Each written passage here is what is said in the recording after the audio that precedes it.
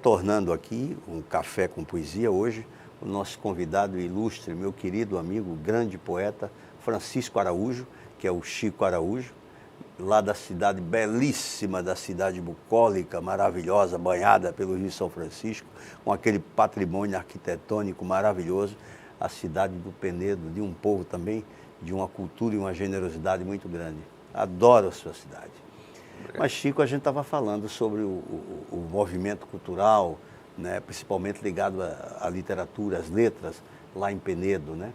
E como é que anda lá o movimento? Olha, inclusive eu vou aproveitar a oportunidade, você falou aqui no Recita Penedo, eu vou falar de novo. Aqui está o CD do último Recita Penedo, está aqui com a participação especialíssima do Chico. Tem aqui os poemas que ele recitou. Esse CD aqui, realmente, eu participei e recitei lá nesse evento. Isso foi o 7º, né? Esse foi o 7º. 2012, não foi? Lá eu estive, na cidade do Penedo, um momento extraordinário. Eu agradeço vocês colocaram aqui, a participação que eu tive lá, e eu vou, tantas vezes você me chame para ir para lá, e que precisar da minha presença, irei com o maior prazer. Muito obrigado pelo CD, agradeço e vou escutar, hoje mesmo vou ouvir. Pois então, o Recita Penedo é um dos elementos, né, que tem tentado movimentar a cultura lá em Penedo. Penedo, você sabe, é uma cidade de forte tradição cultural, né, não só pelo seu patrimônio arquitetônico, mas pelos nomes que a cidade produziu ao longo da sua história. Figuras do porte do Sabino Romariz, né? Grande poeta. Sabino e tantos outros, né? E é engraçado que a cidade, às vezes, influenciou figuras, mesmo não tendo nascido lá. Eu lembro o Ledo Ivo, cita Penedo, ele viveu lá uma época, teve uma passagem por Penedo. O Sávio de Almeida, outro dia eu assistindo uma palestra, ele falou o quanto Penedo marcou a infância dele, passou lá uma época também, o pai dele viveu em Penedo e tal. Então, eu acho que Penedo tem essa tradição e, apesar da mudança, né, dos tempos, né, Penedo perdeu a sua condição de centro econômico importante em Alagoas, que foi até o século XIX, mas sobrevive ainda em Penedo esse clima cultural. E essa geração que surgiu na década de 80 tenta dar continuidade. Então nós temos lá um movimento de teatro. Eu podia citar aqui, por exemplo, a Companhia Penedense Teatro, que foi um dos grupos longevos aqui em Alagoas. Quer dizer, atualmente ela está um pouco fora de circulação, mas durou 20 anos. Quer dizer, para uma cidade do interior é algo significativo, né? Mesmo porque Penedo tem o teatro mais antigo, né? Que é o Teatro 7 de Setembro. E no campo da literatura, temos também um movimento na música, os meninos lá que fazem música, que compõem, que tocam na noite. E na literatura, essa geração que surgiu, né, a partir dos anos 80, e mais recentemente o surgimento da academia, o ressurgimento da Academia Penedense de Letras, da qual eu faço parte. E nós temos realizado dentro da área da literatura concursos literários. Nós tivemos agora, no dia 23 de outubro, a 5ª edição do concurso Cidade do Penedo de Poesia e Conto, do qual eu sou coordenador, junto com outros acadêmicos lá. E as pessoas que continuam produzindo, nós temos autores com livros lançados. Eu trouxe aqui os 3, mas eu podia ter trazido os 2 livros da Alzira Freire, que é uma poetisa penedense, mora aqui em Maceió. Eu podia ter trazido os 5 livros do Luciano Rocha, que é um contista, poeta também, e outros que estão com trabalhos prontos para ser lançados. Recentemente nós tivemos o livro do Valfredo, que até pouco era presidente da Academia Penedense de Letras, só que um livro mais na área de educação. Ele é uma pessoa que tem uma experiência na área de educação. E tem outros membros da academia que estão com livros prontos para serem lançados. Então eu acho que é um momento significativo de tentativa de retomada de uma tradição, né? É lógico que temos aí limitações, mas estamos tentando, dentro das nossas limitações, retomar essa tradição literária, cultural que Penedo teve. Na cidade de Penedo. Eu vou, inclusive, também convidar outros escritores lá da cidade do Penedo, né, para virem aqui o programa e a gente conversar, porque o programa é para isso mesmo.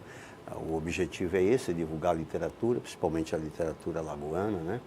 Então, aqui já vários escritores passaram por aqui e tantos outros irão passar. Uma coisa interessante, você vive hoje dividindo o seu tempo entre Alagoas e Sergipe, entre Penedo e Aracaju, né? É verdade. Lá você tem atividade também, que você é professor lá, né? Na verdade, eu sou professor em Neópolis. Em Neópolis. Que é ali cidade fronteiriça. Então, todos os dias eu atravesso o Velho Chico, né? O sofrido Velho Chico, para dar aula lá no povoado Betume, onde eu exerço o magistério já há 17 anos. E Aracaju, porque agora eu casei, né? Minha esposa está lá em Aracaju, então eu vou a Aracaju, fico em Penedo. Aí acontece um evento em Aracaju, eu perco porque estou em Penedo, acontece em Penedo, eu perco porque estou em Aracaju. E assim, Ô, Chico, eu estava outro dia conversando contigo e vendo um poema que da sua autoria. E aqui no programa a gente tem essa prática, o poeta chega aqui e a gente pede para ele ler um poema. Aí eu gostaria que você lesse um poema seu aqui, é possível? Sim. Eu não tenho a maestria do Chico de Assis. Né? De Chico eu só tenho o nome de ser xará, mas... É nada, bondade sua. Vamos ver. Eu vou ler esse poema aqui, que é do meu primeiro trabalho, meu primeiro livro. É Folhido, o título do poema. Esta folha, manchada de versos, leva o vento, o tempo. Vai cair lentamente imprestável no leito morno da sarjeta. É preciso manchá-la, matar a monotonia das linhas retas e brancas. Esta folha, dantes limpa, imaculada, manchada, imprestável, morta, é adubo, estrume. Vai cair sobre o campo árido e extenso, indispensável, quem sabe, para a colheita. Poxa, belo poema, hein? Muito bonito, muito bonito. A sua poesia é genial.